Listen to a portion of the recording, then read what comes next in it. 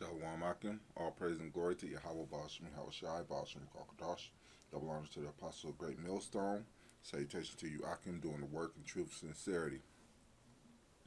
And hey, breaking. This was about a good week ago.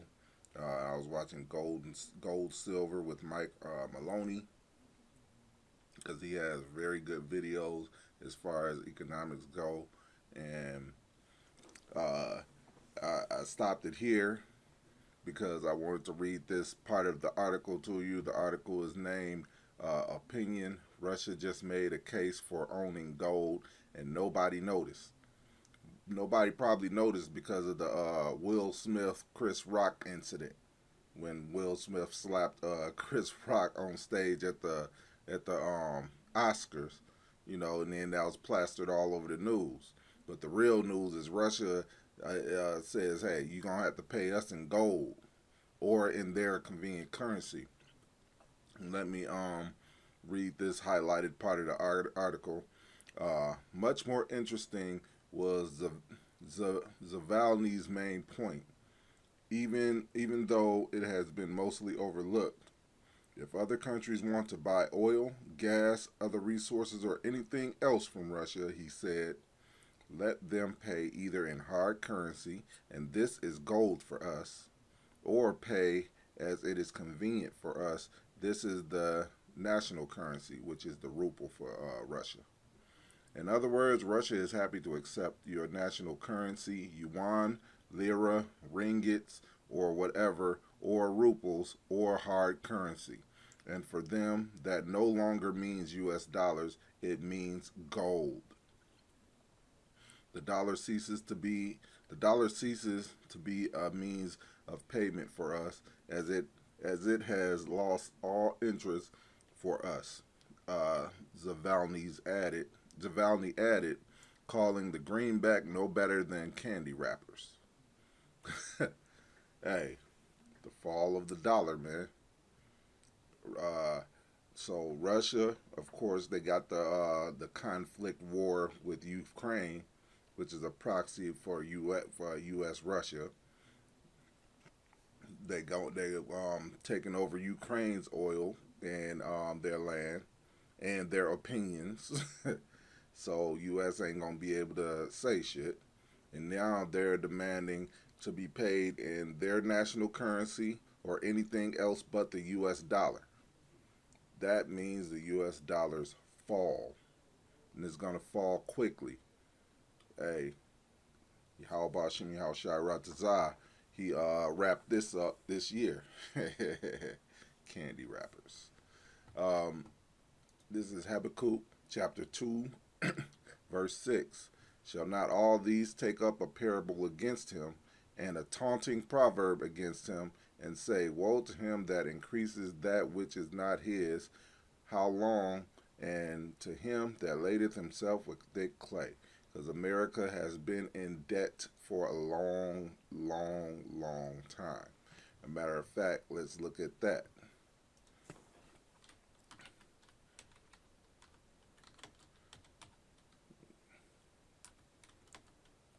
Yep. Now let's look at that. Woe to him that laden himself with thick clay.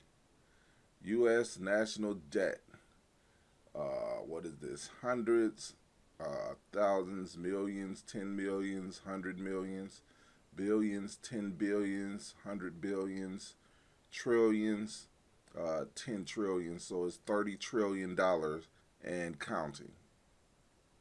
America is over $30 trillion in debt and counting. And with this move that Russia made, it's going to be even worse. A matter of fact, the U.S. debt is about to break now and go into a thing that's called hyperinflation. Why? Because they can't pay in their currency as it is going to be worthless. As good as candy wrappers. You can't pay in candy wrappers. And that's bad for the average peon in America. James chapter 5, verse 3, your gold and silver is cankered.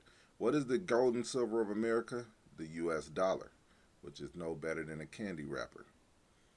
And the rest of them shall be a witness against you, and shall eat your flesh as it were fire. Ye have heaped treasures together for the last days. You didn't prepared and all that, and guess what? This is gonna lead to the Third World War, and it's gonna be the demise of America. I also wanted to read another clip that he had up, and it's at about the 7 minute and 30, 7:38 mark. And it says, Putin transcript from a meeting 2 weeks ago with senior government officials. Putin, let me reiterate, the global economy and global trade as a whole have suffered a major blow, as did trust in the U.S. dollar as the main reserve currency.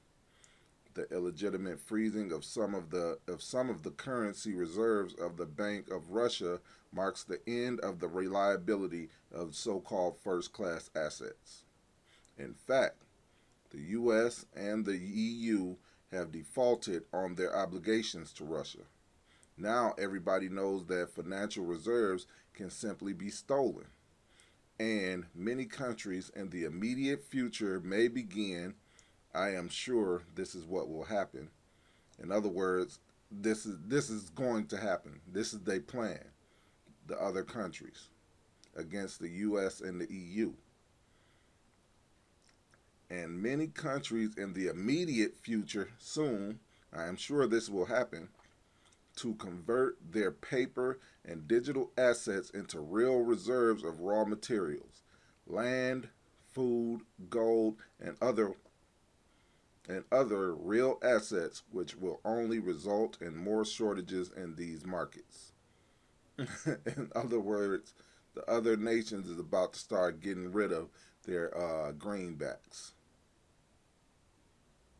And they're going to be paying for everything, their reserve things, in gold, silver, land, and different commodities, which is actually scriptural. This proves it. Genesis 13:2, and Abram was very rich in cattle, in silver, and in gold. Cattle represents the commodities like food, land, all this represented in cattle, in silver, and in gold. Because this is what real currency is. Commodities, silver, and gold. And U.S. do not have any of those, man. U.S. has the greenback. U.S. do not develop many products that other nations want. And the U.S.'s currency has been reserved only because of the wars that they didn't fought and won. This one is not going to go the same way. Matter of fact, this last world war, this Third World War, as prophesied in the scripture, is going to be the last, and it's going to destroy Esau's economy for good. Matter of fact, this is leading to the end of Esau's power. And with that, I hope you, Akim, were edified. Until the next time, all praise and glory to Yahweh Bashem, Shai Bashem, Kakadash, the learners of the apostles of Great Millstone. Salutations to you, Akim, doing the work in truth and sincerity. Shalom.